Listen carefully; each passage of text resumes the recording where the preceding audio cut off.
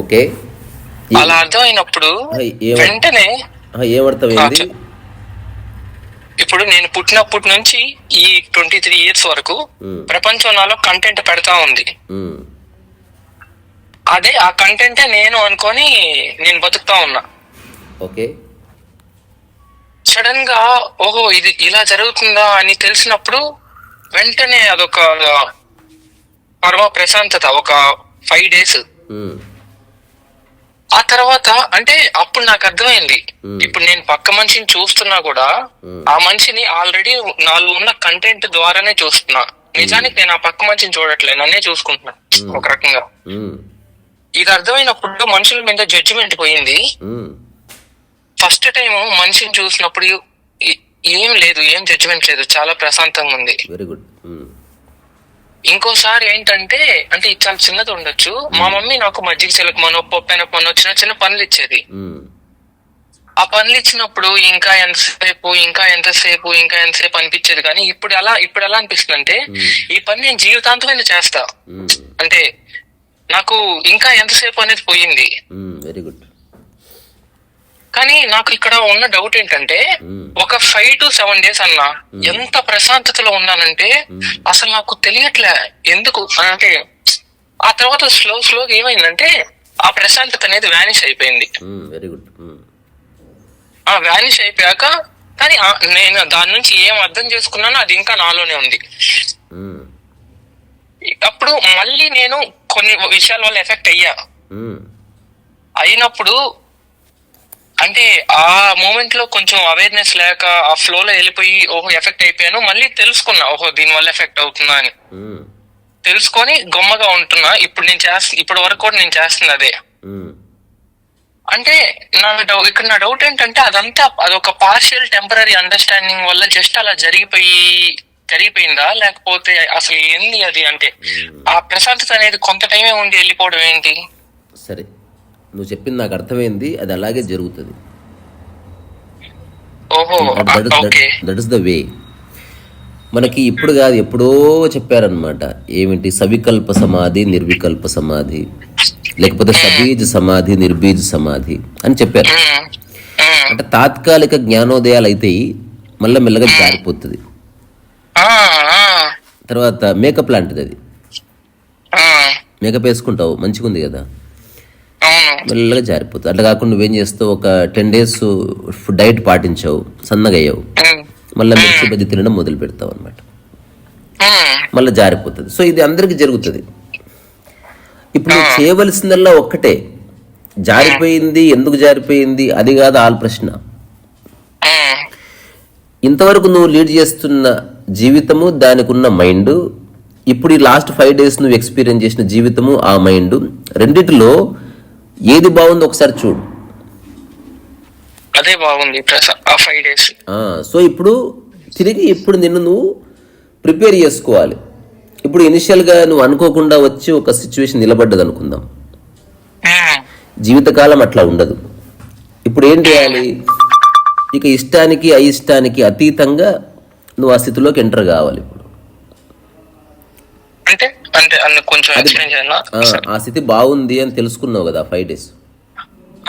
ఇప్పుడు అది నీ జీవితకాలం ఉండాలనుకుంటే నువ్వు ఇష్టాన్ని వదిలేయాలి. ఇంకా ఎగ్జాంపుల్ ఎలా అంటే, ఒక ఆపరేషన్ థియేటర్లోకి సర్జన్ వెళ్తాడు. ఫస్ట్లో అతనికి మెడిసిన్ అంటే ఇష్టమయ్యే వెళ్తాడు. ఇప్పుడు ఆఫ్టర్ 5 years 10 years తర్వాత ఇష్టం లేదు, అయిష్టం లేదు, వెళ్తున్నాడు, ఆ సర్జరీ చేసి వచ్చేస్తాడు. ఆ స్థితిలోకి వచ్చినప్పుడు అది నిలబడుతుంది. అది బాగుంది కాబట్టి నేను ఉన్నా అంటే, బాగాలేకపోతే వెళ్ళిపోతావు. బాగున్నా అదే, బాగలేకపోయినా అదే అనుకున్నప్పుడు నిజమైన స్థితి స్టార్ట్ అవుతుంది. సో ఇది అత్యంత క్లిష్టమైన కీలకమైన స్థితి అన్నట్టు జీవితంలో. అంత ఆషమాషి కాదు. కొన్ని 100 మందికి ఏదో అవుతుంది, కొన్ని 100 మంది మళ్ళీ జారి పడిపోతారు. దట్స్ క్వైట్ బట్ న్యాచురల్ అనమాట. తప్పేం లేదు, అలాగే ఉంటుంది. అందరూ ఏం చేస్తారు, అది బాగుందని దానికోసం మళ్ళీ వెంపర్లాడతారు, అప్పుడు ఉన్నది పోతుంది. అట్లా కాకుండా ఆ స్థితి బాగుందని గుర్తించినావు. ఇప్పుడు బాగుందని గుర్తించి అదే జీవితం గనుక దాంట్లోకి తిరిగి జడ్జిమెంట్ లేకుండా ఎంటర్ అవ్వాలి. దీన్ని కొంచెం ఎలాబొరేట్ చేయవా అన్న ప్లీజ్. ఇప్పుడు రెండు చూసావు అబ్బా, ఎగ్జాంపుల్ చూసాను. పిజ్జాను చూసావు, వెజిటబుల్స్ ని చూసావు. వెజిటబుల్స్ బాగున్నాయని తెలిసింది, అంటే వెజిటబుల్స్ తింటున్నప్పుడు బాగుందని అనుభవంగా తెలిసింది. ఇప్పుడు జీవితకాలం వెజిటబుల్స్ తినాలని నిర్ణయించుకున్నప్పుడు జీవితకాలం అంటేనే ఇంకా బాగుంటది, భవిష్యత్తులో బాగుండదు అనే ప్రశ్న తీసేసి తినేసేయాలి ఇంకా రోజంతా. అంటే దాని అర్థం ఏంది, ఆలోచన ఎండ్ చేసేయాలి ఇంకా నువ్వు. ఆలోచన ఎండ్ చేసేయాలి, కరెక్ట్. అది అప్పుడు అక్కడ మ్యాజిక్ జరుగుతుంది. ఇదేంది, నువ్వు ఇష్టాయిష్టాలకు అతీతంగా ఎంటర్ అయినప్పుడు చేస్తున్నప్పుడు ఒక 1 year గడవాలి. Still you are doing that, you are living that. So ప్రశాంతత ఉంది కాబట్టి ఉండటం లేదు, నువ్వు ఆ స్థితిలో ప్రశాంతంగా లేకపోయినా ఉండాలి. అప్పుడే ప్రశాంతత వస్తుంది మళ్ళా. అంటే అది రాని పోని నువ్వు అదే ఉండే. ఎగ్జాంపుల్ ఎట్లా చెప్పాలంటే, నువ్వు జిమ్ చేస్తున్నావు, మంచి బాడీ వేస్తున్నావు, 5 రోజుల్లో గ్రోత్ కనిపించింది, ఆ తర్వాత 10 రోజుల తర్వాత ఏ గ్రోత్ కనిపిస్తుంది అయినా చేయాలి, అప్పుడే మళ్ళీ గ్రోత్ స్టార్ట్ అవుతుంది. వైలిన్లో కూడా అంతే, ఫస్ట్ నీకు ఏం నేర్చుకుంటూ ఉంటుంది. ఒక 2 years పోయిన తర్వాత అసలు నీకు ఒక 1 or 2 years నీకు ఏమొస్తుందో తెలియదు, ఎన్నిసార్లు వాయించినా సేమ్ వినిపిస్తుంది, అప్పుడే చాలా మంది వదిలేస్తారు. నిజానికి అట్లా వదిలిపెట్టకూడదు, అప్పుడే కొనసాగించాలి. ఓకే, ఇప్పుడు ఆ ఆనందం వచ్చినా పోయినా నాకు ఏదైతే అర్థమైందో నేను దాన్ని ఆచరిస్తా ఉండాలి అంటే ఇంకంతే. ఓకే అన్న, కంటిన్యూ డూయింగ్ దట్. ఓకే అన్న. నేను నన్నే ఎగ్జాంపుల్ గా పెట్టుకొని చెప్తా, ఆ తర్వాత బాయ్ చెప్పుకుందాం. నాకు ఇంకా ఇది కాకుండా ఇంకో 2-3 డౌట్లు ఉన్నాయి, అవి కూడా అడుగు. అన్న, ఇప్పుడు నాకు ఈ మైండ్ రెండిటి దగ్గర ఇరుక్కుంటది కదా, మైండ్ కన్ఫర్మ్ చేసుకోవాలనుకుంటది, మైండ్ రిలేట్ చేసుకోవాలనుకుంటది. వీటి వల్లే కదా మనం ఇరుక్కుంటాం. మనసు ఇరుక్కుంటది. నువ్వు మనసుని మనకు అవును, మనసు ఇరుక్కుంటది. ఎట్లంటే నా చేయికి దెబ్బ తాకింది, నాకు దెబ్బ తాకింది, రెండు వేరే కాదా? చెయ్యి అనేది పార్ట్ కదా, అంటే శరీరం కాదు. నా చేయికి దెబ్బ తాకిందంటే నీవు రిపోర్ట్ చేస్తున్నావు ఏం జరిగిందో, నాకు దెబ్బ తాకిందంటే నువ్వేం చేస్తావు, మూలకు పడుకోవడమే. నేను నాకు సమస్యలు లేవు, నేను సమస్యను డీల్ చేస్తున్నట్టునే నేను దేంటి ఇరుక్కుంటలేను, నా మనసు ఇరుక్కుంటుంది, నేను చూస్తున్న దాన్ని. అవును, ఓకే. ఈ మనసు ఇరుక్కుంటుంది, మన మనసు రిలేట్ చేసుకుంటది, మనసు కన్ఫర్మ్ చేసుకుంటది, మనం జస్ట్ చూస్తాం. ఆ మనసు అనేది కూడా ఎలా ఫామ్ అయిందంటే బయట ఇచ్చిన డేటా వల్లే. కరెక్టే, ఒప్పుకుంటున్నా. ఓకే. ఇప్పుడు సుత్తి ఎవరిదైనా నువ్వు వాడుకో, కానీ సుత్తి నీదనుకోకు. ఓకే, అంతే, చిన్న విషయం. హలో, సుత్తి నీ వాడుకో తప్ప నీది నాది అనుకోకి. ఇంకా ఓకే అన్న, అంత సర్దుకుంటా. ఇప్పుడు మనసులో కూడా ఇప్పటి వరకు ఈ ఫినామినా మంచి గాని చెడు గాని ప్రశాంతత కానీ లేకపోతే వేరే ఎమోషన్స్ ఏవైనా కానీ జరుగుతా ఉన్నాయి, మనం జస్ట్ చూడాలి అంతే. నువ్వు చేసేది చేస్తూ చూడు, నువ్వు చేసేది సొల్యూషన్ కోసం ట్రై చేయి. కానీ ఒకవేళ మంచిగా ప్రయత్నించు, అయినా కుదరలేదు, అయినా కాలేదు అనుకో, జస్ట్ నవ్వుకో, అంతే, బ్లేమ్ చేసుకోకు. అన్నా, నాకు ఈ అండర్స్టాండింగ్ వచ్చాక నేనేమి కంప్లీట్ బ్లిస్ లోకి వెళ్తానేమో అనుకున్నా, కానీ ఒకటి జరిగింది. అదేంటంటే ఎమోషన్స్ ఉన్నాయి, కానీ నేను ఎమోషన్స్ కి మైండ్ లింక్ చేయడం తీసేసా. అంటే ఎమోషన్ కారణాలు పెట్టడం, వాళ్ళని బ్లేమ్ చేయడం. అంటే ఏదేమైనా నువ్వు చెప్పిన దాంట్లో క్లారిటీ నాకు కనిపించింది. స్టిల్ ఇంకాస్త అంటే ఇంత ఎలాబొరేషన్ లేకుండా చర్చించాలి నెక్స్ట్ ఎప్పుడన్నా. సరే అన్న, సరేనా? అంటే ఇప్పుడు నేను చెప్పింది చివరిగా మళ్ళీ ఒక మాట చెప్తా, అర్థమవుతుంది నీకు. చెప్పన్నా. ప్రశాంతత ఒకవేళ ఇప్పుడు ఈ పని చేస్తే బాగుందని అనిపించింది అనుకో, అది కూడా మాయనే. ఆ, ఎందుకంటే అంతకుముందు బాగాలేదు కాబట్టి ఇది బాగుంది అనిపిస్తుంది బేసికల్లీ. ఆ, ఆ, అవునన్నా, కరెక్టే. ఒక చిన్న ఇంట్లో ఉండి ఉండి కొంచెం డబుల్ బెడ్రూమ్లోకి వస్తే ఇల్లు బాగుంది, విశాలంగా ఉంది. విశాలంగా ఉందా? లేదు. ఒకవేళ అదే ఇంట్లో ఒక ప్యాలెస్లో ఉన్నవాడు అమ్ముకొని వచ్చాడు అందుకో చిన్న ఇంట్లోకి వచ్చినట్టు అనిపిస్తుంది. అవును. సో ప్రశాంతంగా అనిపించింది, ప్రశాంతంగా అనిపించి కాదు, ఇంతకుముందు ఉన్న దాన్ని బట్టి అనిపించింది నీకు. అట్లా కాకుండా ఇష్టాలకు అతీతంగా ఒక పని పట్టుకొని కొనసాగించాలి. అప్పుడు నిజమైన ప్రశాంతత వస్తుంది. పోలిక వల్ల కాదు, నిజమైన ప్రశాంతత వస్తుంది. ఓకే, అర్థమైందన్న. అన్న ఒక 2 minutes అన్న ప్లీజ్, ఇంకొన్ని క్వశ్చన్స్ ఉన్నాయి, అడుగు.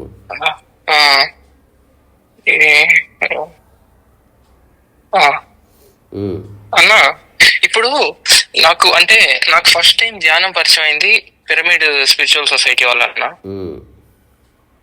అంటే ఇప్పుడు బుద్ధుడు ఆనాపానసతి చెప్పాడు అంటున్నారు కదా, ఎన్నో ట్రై చేసి. అంటే ఇప్పుడు విజ్ఞాన భైరవ తంత్రాలో మనకి 112 ధ్యాన పద్ధతులు ఉన్నాయి కదా, అవన్నీ ట్రై చేసి బుద్ధుడు శ్వాస మీద ధ్యాస బెస్ట్ అని చెప్పాడా, లేకపోతే బుద్ధుడికి సెట్ అయిందా? అన్ని ట్రై చేసినాక తారసపడుతుంది ఏమీ లేదబ్బా.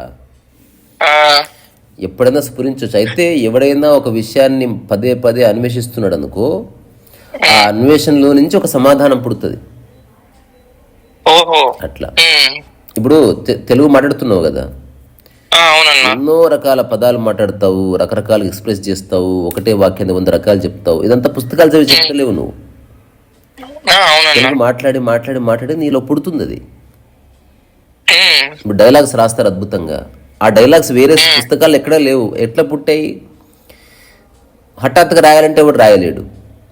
చదివి అధ్యయనం చేసి చిలకగా వెన్ను వచ్చినట్టు అటు ఒకటే అంశాన్ని స్పృశించగా సున్నితత్వం వస్తుంది. అక్కడి నుంచి ఒక సున్నితమైన తేలికైన సమాధానం పుడుతుంది. ఓహో, అంటే ఇప్పుడు బుద్ధుడి అన్వేషణ నుంచి అతనికి శ్వాస మీద ధ్యాస ఎలా పుట్టిందో మన అన్వేషణ నుంచి ఏదో ఒకటి ఖచ్చితంగా పుడుతుంది. అవును, అది బుద్ధుడిది.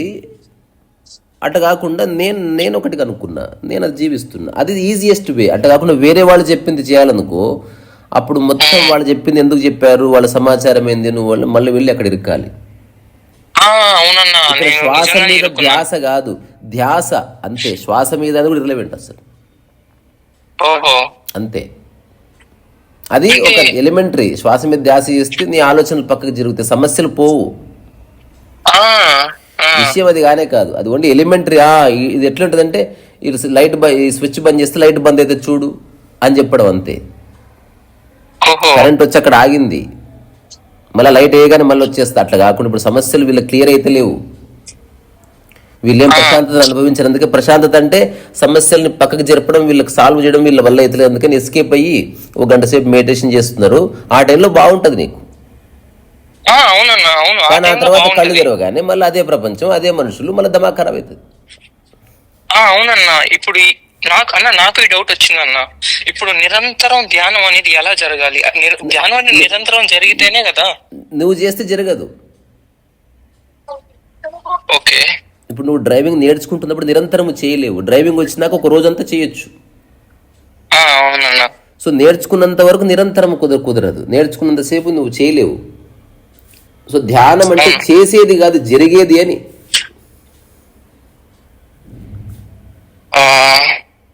శ్వాస మీద ఇప్పుడు ఉదాహరణకు శ్వాస మీద ధ్యాస పెడితే నీ ఆలోచనలు తగ్గినాయి అనుకో, మళ్ళీ అది తప్పుడు ప్రక్రియ. అది నిజానికి ఆలోచనలు రాకుండా ఎట్లా చేయాలో దాని మీద వర్క్ చేయబ్బా, అప్పుడు విషయం అర్థమవుతుంది. అట్లా అన్న, ఇప్పుడు ఈ ఆలోచనలు రాకుండా ఉండడానికి ఇప్పుడు నువ్వు అంటే నీ వేలో, నీ అన్వేషణలో నీకు ఒకటి దొరికింది. ఇప్పుడు చాలా బ్రహ్మాండంగా దొరికింది. ఇప్పుడు నా అన్వేషణలో అంటే ఇంకా అన్వేషణలోనే ఉన్నా, దొరుకుతుంది ఏదో ఒకటి. ఇప్పుడు ఫస్ట్ చూడు, ఏదో ఒకటి కాదు, ఆలోచన ఏమిటో చూడు. ఆలోచనకు నీకున్న సంబంధాన్ని ఎస్టాబ్లిష్ చేయి.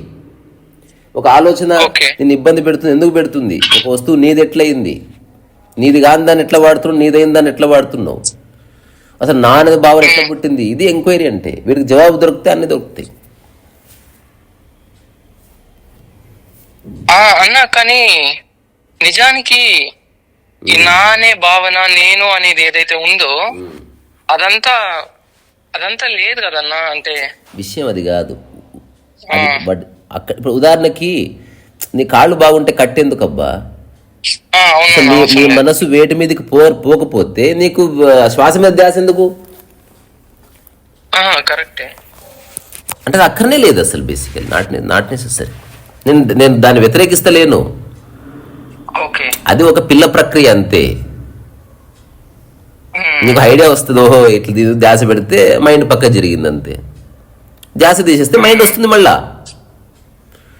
అందుకే నిరంతరం నీ మైండ్ పక్కకు జరపడానికి సేవ, అది ఇది, అది పట్టుకో, అది తిరుగు, ఇట్లా చెప్పు, క్లాసులు చెప్పు, అదంతా మళ్ళా అన్నెసెసరీనే. నువ్వు లిబరేట్ ఎక్కడైతే నువ్వు ఇరుకుతా ఉన్నావు. అంటే నాకు దాన్ని చూసినప్పుడు ఏమర్థమైందంటే, ఇప్పుడు నేను ధ్యానం చేసి చేసి చేసి ఒకవేళ అంటే ఇప్పటి వరకు నాకు ఫస్ట్ ఆఫ్ ఆల్ ధ్యానం కాదు అది, ఆ ధ్యాన పద్ధతి మాత్రమే. ధ్యానం వేరు, ధ్యాన పద్ధతి వేరు. పద్ధతి ఉన్నంత వరకు ధ్యానం లేదు, ధ్యానం ఉంటే పద్ధతి లేదు. సో ఎక్కువ మంది ఆ పదం వాడారు కాబట్టి అది పదం అది అయిందంత. ధ్యాన పద్ధతి అది. అంటే meditation method is different, meditativeness is different అనమాట. అన్న ఒక్కటి చిన్నది, అంటే నాకు ఇది చూసినప్పుడు, అంటే నాకు దీన్ని ఫస్ట్ టైం చూసినప్పుడు ఏమర్థమైందంటే, ఓహో ఈ ప్రాసెస్ చేసి చేసి సంథింగ్ ఏదో రిజల్ట్ పొంది పొంది పొంది ఫైనల్ గా లిబరేట్ అవుతామేమో అన్నట్టు అనిపించింది. కానీ I'm not satisfied with that answer.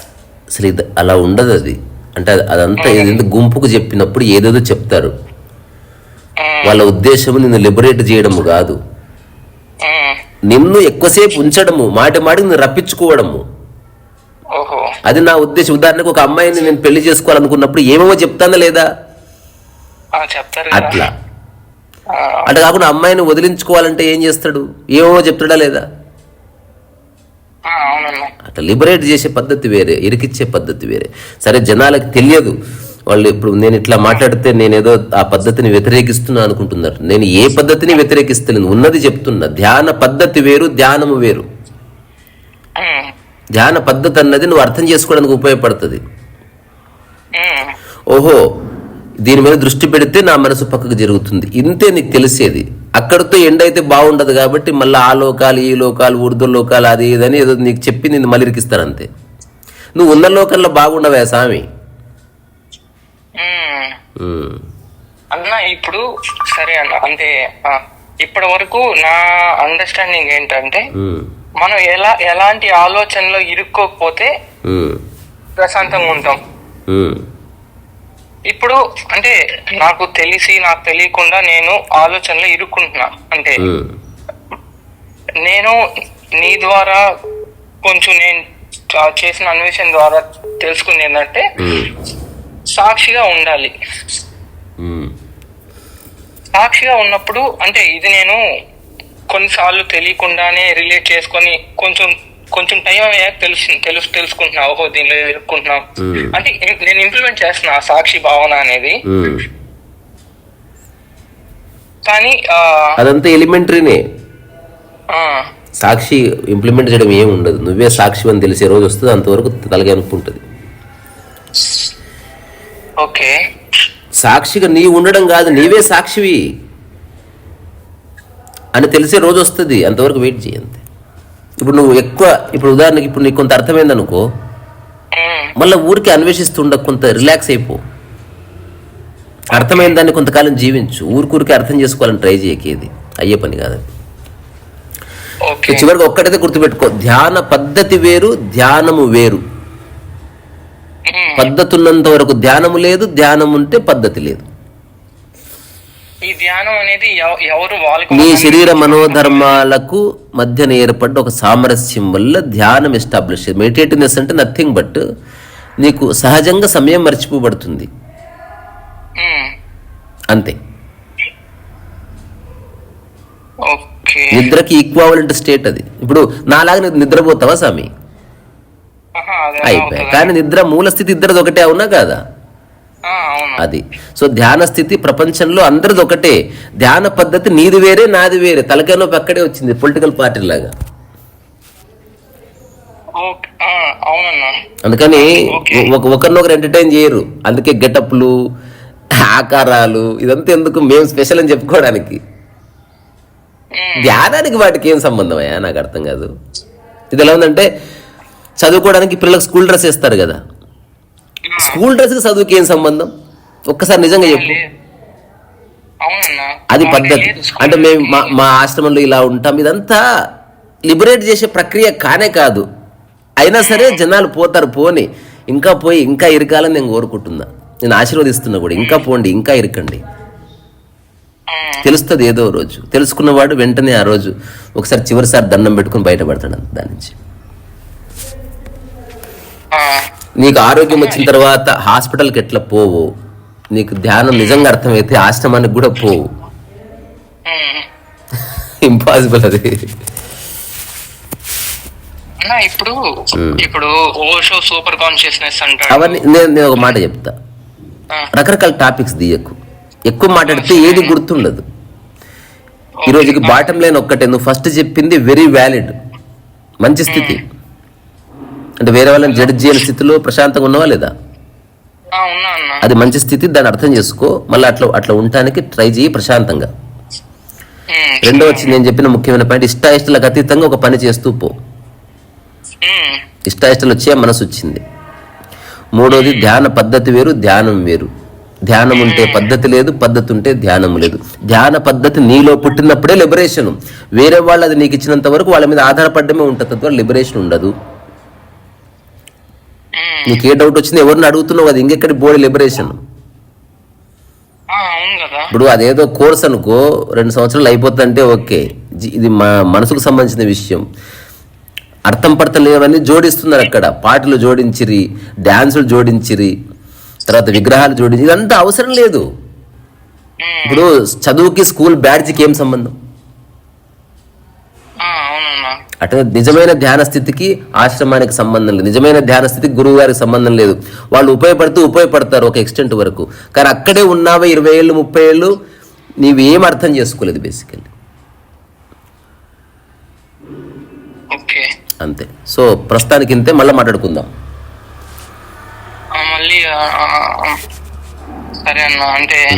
నీతో మాట్లాడిందంతా ఊరికే సరదాగా రికార్డ్ చేశాను. ఐడెంటిటీ లేదు కదా నీలో, వీళ్ళకి ఐడెంటిటీ వదిలేయి, సరేనా? అన్న నాకు ఇంకొక ఫైనల్ డౌట్ అన్న, అడుగు. మన అన్వేషణ ఏదైతే ఉందో, ఇప్పుడు నాకంతా కొంచెం అర్థమైంది, అంటే పూర్తిగా అర్థమై ఉంటే అసలు నేను ఈ కాన్వర్సేషన్ ఉండేదే కాదు. అది అలా ఉండదు, అర్థం కావడం ఉంది లేదా అర్థం కాకపోవడం ఉంది, కొంచెం అనేది తీసేసి. అవును, ఓకే, ఎందుకంటే కొంచెం అనేది చాలా మిస్లీడింగ్ స్టేట్మెంట్. కొంచెం ఎవరు నిర్వచించలేడు. నువ్వు ఆనందంగా ఉండడం ఉంది లేదా ఆనందంగా లేకపోవడం ఉంది, అంతే. కొంచెం ఆనందంగా ఉన్నది ఏం లేదు. చెప్పు. ఇప్పుడు నీ అన్వేషణలో నీకు తెలిసింది ఏంటన్నా, అంటే లైక్ నాకు నేను కనుక్కున్న ధ్యాన పద్ధతి ఏంటంటే, నేను ఒక్కొక్క పని ఒక్కొక్క శ్రద్ధతో చేస్తున్నా. ఒక్కొక్క శ్రద్ధతో అంతవరకు. హఠాత్తుగా నాకు అనిపించింది ఇదే నేను చేస్తున్న అతిపెద్ద తప్పు అని. నేను ఎప్పుడైతే నాకు విషయం తెలిసిందో, కొన్నేళ్ళు అన్వేషణ తర్వాత నాలోనే పుట్టింది అది. అప్పుడు నేనేం చేసిన, వెంటనే వెళ్ళి బాత్రూమ్ కడిగాను, ఆ తర్వాత వెళ్ళి దేవుడి గది కడిగాను, ఒకటే లాగా. అప్పుడు నాకు తెలిసింది పనులు 2 వేరే ఒకప్పుడు.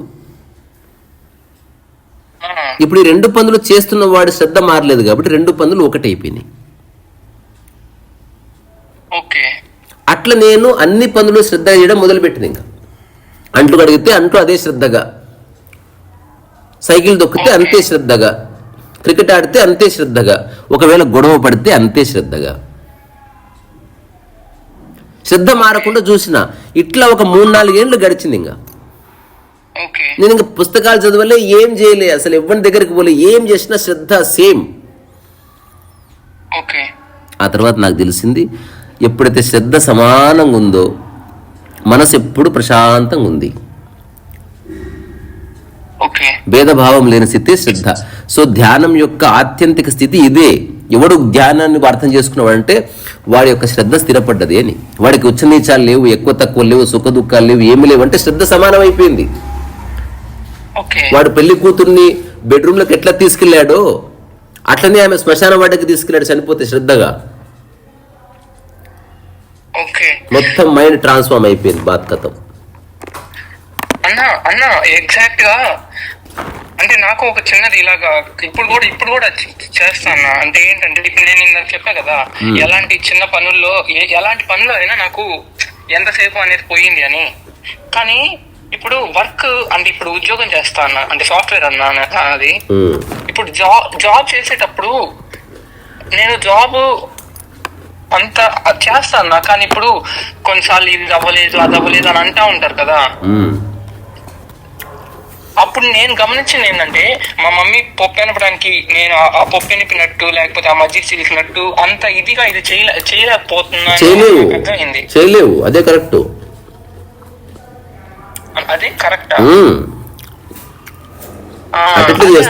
అడుగుతాం అనుకున్నా నేను. ఎవరైనా నేను కూడా అట్లా జాబ్ చేసి నేను కూడా చేయలేదు. ఎందుకంటే వేరే వాడు ఉంటాడు, వాడితో చెప్తాడు, మనం ఏదో చెప్పాలి. అందుకని అక్కడ నువ్వు ఓన్లీ నటించు.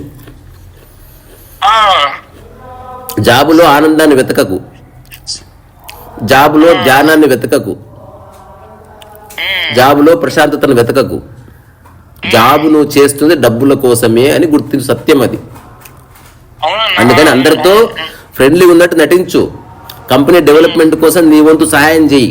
ఒకవేళ చేయకపోయినా డెవలప్మెంట్ కోసం నేనున్నాను నమ్మబలుకు. నీ వల్ల డ్యామేజ్ కాకుండా చూడు. మంచి ఎంప్లాయీ ఉంటానికి ట్రై చేయి. ఆఫీస్ ప్రెమిసెస్ లో బయటకు వచ్చినప్పుడు అంతా మర్చిపోయి మళ్ళీ ఒక అనామకుడిగా బయటికి రా. అన్నా ఇప్పుడు నాకు ఆ డౌట్ కి క్లారిటీ వచ్చింది. అది ఏంది ఆ పని అలా అయినప్పుడు ఈ పని కూడా అవ్వాలి కదా అని డౌట్ ఉండేది. కాదు, నువ్వు జాబ్ చేసేది పైసల కోసం. నీ దగ్గరనే పైసలు ఉంటే జాబ్ ఎందుకు పోతావు? అందుకని జాబ్ కి ధ్యానం లింక్ పెట్టకు. అసలు వేరే వాళ్ళు నీకేదో చెప్తున్నారో అది జస్ట్ ఊరికి చేసే, ఇంకా అక్కడ నువ్వు ఫిలాసఫీ తీసుకురాకు. సరేనా మరి? సరే అన్న, మళ్ళీ మాట్లాడుకుందాంలే అన్న. ఒక 2 minutes, ఒక 30 seconds టైం అన్న. అడుగు. ఇంకొన్ని రాసుకున్నా, అది చూస్తున్నా. నాకు ఇంకొకటి ఏంటంటే, నేను ఎవరినైనా ఇప్పుడు రమణ మహర్షి కానీ ఓషో కానీ వీళ్ళెవరు సాధన లేకుండానే లిబరేట్ అయ్యి, అంటే వాళ్ళ అన్వేషణలో వాళ్ళు లిబరేట్ అయ్యారో సాధన లేకుండా లిబరేట్ అయ్యారో అంటే నేను ఎక్కడ చూడలేదన్న. వాళ్ళకి పలానా గురువు ఇది చెప్పారనో అది ఎక్కడ చూడలే. నేను ఇది వేరే వాళ్ళని అడిగినప్పుడు అంతా అంటే వాళ్ళు ఇచ్చే ఆన్సర్స్ ఎలా ఉంటాయంటే, వాళ్ళు ఆల్రెడీ పూర్వ జన్మలో లిబరేట్ అయ్యారనో పూర్వ జన్మలో సాధన చేశారనో అన్నట్టుగా ఉంటది. అదేంటో అది నాకు అలాంటివి ఏమి లేవు. ఒకవేళ అలాంటిదే ఉంటే ఇంకా సాధన ఎందుకు పీక నీకే? కొంచెం ఎక్స్ప్లెయిన్ చేయను దీన్ని. అంతా ముందే ప్రీడెస్టిన్డ్, ముందే నిర్ణయించబడితే సాధన ఎందుకు? సాధన అదంతా పిచ్చోళ్ళు, అంటే చాతగాని వాళ్ళు మాట్లాడుకునే మాటలు అవన్నీ. వాళ్ళు అంటే మాట్లాడుకొని ఇచ్చేలో అంటే వాడు ఇప్పుడు ఎవరైతే చెప్తున్నాడో వాడు లిబరేట్ అవ్వాలని వాడికి లేదు. వాడు ఏం చేస్తున్నాడు, ఎవడో చెప్పిన సిద్ధాంతం నచ్చింది. ఇప్పుడు ఇది ఎలా ఉందంటే, చిన్నప్పటి నుంచి మనకి ఇట్లా చెప్తున్నాడు, కుజ రాశిలో పుడితే ఏదో రాశిలో పుడితే సైకిల్ రాదు వాళ్ళకి. కథం. ఇప్పుడు నా రాశి ఫలాలు చూసుకున్నా, నాది ఏదో రాశి అని తెలిసింది, అయిపోయి నాకు రాదని చెప్పారు. ట్రై చేశాడు, కింద పడి చూసినావా, రాదని తెలుసు కదా, రాదు మనకు. ఇట్లాంటి అద్భుతమైన మేధావుల గురించి మనం ఎప్పుడు పట్టించుకోవద్దు. అట్లాంటి వాళ్ళు కనిపిస్తే దండేసి దండం పెట్టి పారిపో. They are all escapist from their reality. సైకిలే ఒక్కసారి పట్టుకుంటే రాదు. ఇప్పుడు ఏ పూర్వజన్మ సుకృతం వీళ్ళు మాట్లాడతారు కదా, ఏదైనా సాధన. వాడు సైకిల్ తొక్కుతాడు, వాడు గత జన్మలు బాగా తొక్కాడా అన్నా, కూవని తొక్కాడు అనుకుందాం. సైకిల్ కాబట్టి ఒక 3-4 generations కింద ఉందనుకుందాం. ఫస్ట్ సైకిల్ తొక్కినవాడు మరి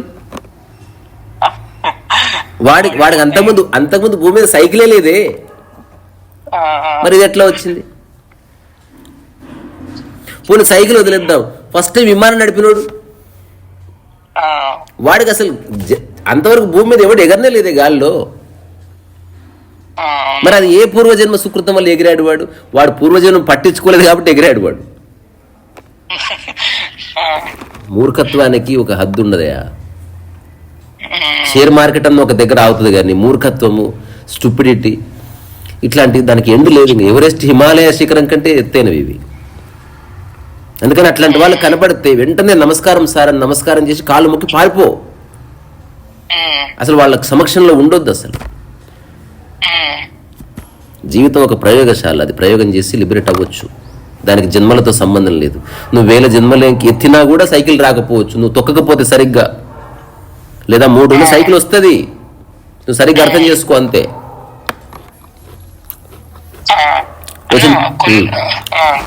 ఒకటి నేను అబ్జర్వ్ చేసింది ఏంటంటే అన్న, కొన్ని విషయాల్లో నేను ఇరుక్కునేవాడిని. ఇప్పుడు నేను 23 years కదా, ఇప్పుడు అది కూడా మర్చిపో. సరే అన్న, ఇది ఏదికి సంబంధించిన విషయం కాదు. ఇప్పుడు ఇట్లా అన్నమాట 23 years కదా నాకు ఆకలి అవుతుందని. మరి ఇప్పుడు మనం డిస్కస్ చేసే టాపిక్ ఏదికి సంబంధించిన విషయం కాదు. అది చిన్న పిల్లవాడికి కూడా అర్థం కావచ్చు, 90 ఏళ్ళని అర్థం కాకపోవచ్చు. అది మాటి కంటుంది. అది కూడా ధారణని. నీ వయసు 20-23 ఎందుకు అనుకుంటున్నావు తెలుసా? 12 నెలలు అనుకుంటున్నావు కాబట్టి సంవత్సరానికి 6 నెలలు అయితే నవ్ యు ఆర్ 46. సంవత్సరానికి 2 నెలలు అయితే ఆల్రెడీ నువ్వు 100 దాటినవు. ఇప్పటికి సంవత్సరానికి 600 నెలలు అనుకో, ఇంకా సంవత్సరం కూడా కాలేదు నువ్వు పుట్టి. ఇదంతా నీ ధారణని. శరీరానికి నీకేం సంబంధం అబ్బా? శరీరం పెరుగుతూ ఉంటది. కరెక్టే అన్న, కరెక్టే అన్న. ఇప్పుడు అంటే నేను కొన్ని విషయాల్లో ఇరుక్కునేవాడిని. వాటి నుంచి ఒక కంప్లీట్ అండర్స్టాండింగ్ వచ్చినప్పుడు నేను వాటి నుంచి బయటపడ్డా. 2 రకాలుగా ఉంటాయి అబ్బా. నువ్వు చెప్పేది జీవితకాలమైన ఎండు కాదు. ఇంకా అంశాల వారీగా బయటపడ్డం ఉంది. అంశాల వారీగా బయటపడ్డం. వాయిస్ కట్ అయింది, ఇంకొకసారి చెప్పు. అంశాల వారీగా బయటపడ్డం, అది చెప్పకు ఎప్పుడు. అది చెప్పకు, ఓవరాల్ గా బయటపడు.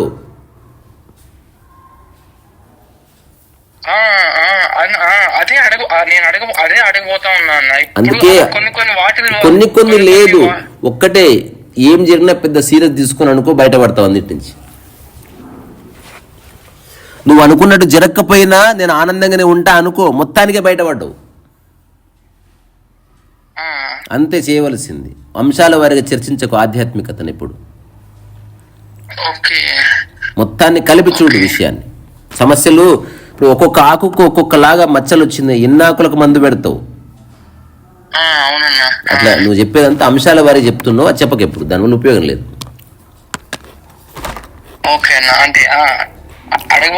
నాకు అర్థమైంది. ఓకే అన్న, అదే ఇదే లాస్ట్ గా అడగాలనుకున్నాను. ఇందాక మీరు ఏదో నాది ఒక విషయం చెప్పి ఇంకా బాగా చెప్పుకున్నా అన్నారు కదా, అదే ఇది కంటిన్యూ చేయరా? అదే ఇది. ధ్యానం ఉంటే పద్ధతి లేదు, పద్ధతి ఉంటే ధ్యానం లేదు. ధ్యానం స్థితి వేరు, ధ్యాన పద్ధతి వేరు. ధ్యాన పద్ధతి అంటే సాధనకు సంబంధించింది, ధ్యాన స్థితి అంటే సాధన అంతమైందని అర్థం. You are no more practising meditation, you are meditation. అది సంగతి. అది తెలిసిన రోజు నువ్వు మొదట సైకిల్ దొక్కినప్పుడు సైకిల్ వేరే, నువ్వు వేరే. అవునా? నిజంగా సైకిల్ వచ్చినాక నువ్వే సైకిల్ అయిపోతావు చూడు. రెండు కలిపి ఒక శరీరంగా మారుతుంది. అది ధ్యాన స్థితి. ధ్యాన స్థితి అంటే సాధన లేని స్థితి అని. ఇప్పుడు చివరిగా రహస్యం, ఎవరు త్వరగా సాధనని వదిలేస్తారో వాళ్ళ గురువే నిజమైన గురువు. నిన్ను సాధన నుంచి త్వరగా విముక్తి చేసే గురువు, నిన్ను ఆశ్రమం నుంచి త్వరగా గంటేసే గురువే నిజమైన వాడు. నిన్ను ఇరికిచ్చేవాడు గురువు కాదు, business man. Mahesh Babu. Okay కానీ దీనికి ఎవరి అన్వేషణ వాళ్ళదే 100%. అన్నీ తెలుసుకో, బట్ జవాబు నీలోనే పుట్టాలి. అది వేరే వాళ్ళు ఇస్తారనుకో, లైఫ్ అంతా వాళ్ళ మీద ఆధారపడతావు. ఇప్పుడు ఎవరన్నా ఫస్ట్ ఏం చేస్తారు, మేము కొత్త ఇంటికి వచ్చామండి, మీ ఇంటి 2 పాత్రలు ఉంటే ఇస్తారంటారు కదా. తర్వాత వాళ్ళ పాత్రలు వాళ్ళకి ఇచ్చేది. లైఫ్ అంతా అడుక్కోక, ఇంకా నీ గిన్నెలు కొనుక్కో నీకు నచ్చినట్టు. అట్లా నీ అవగాహన నువ్వు తెచ్చుకొని ఒకసారి చివరిగా ఆశ్రమానికి, అది పెట్టిన గురువు గారికి, వాళ్ళు పెట్టిన పద్ధతులకి అందరికీ నమస్కారం పెట్టి టెంకాయ కొట్టి ఇంకా బయటకు వెళ్ళిందా. నీ సంబంధం ఎగ్జిస్టెన్స్తో, ప్రకృతితో, ఈ బోడి ప్రాపంచిక విషయాలతో కాదు. ఉద్యోగాన్ని సిన్సియర్గా చేయి, సీరియస్గా చేయకు. పైసల కోసం చేస్తున్నావు అంతే అని గుర్తుపెట్టుకో, నవ్వుకో, కిక్కి అని నవ్వుకొని ఎంజాయ్ చేయి. మీ బాస్ వచ్చి చెప్పాడు అట్లా చేయాలి ఇట్లా చేయాలంటే ఎస్ సార్ మనం చేద్దాం సార్ అని అనవసరంగా ఈగోలకు పోవు.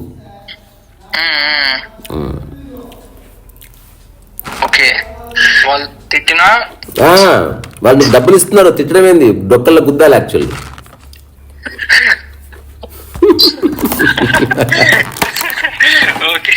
సరే నాన్న, మంచిది.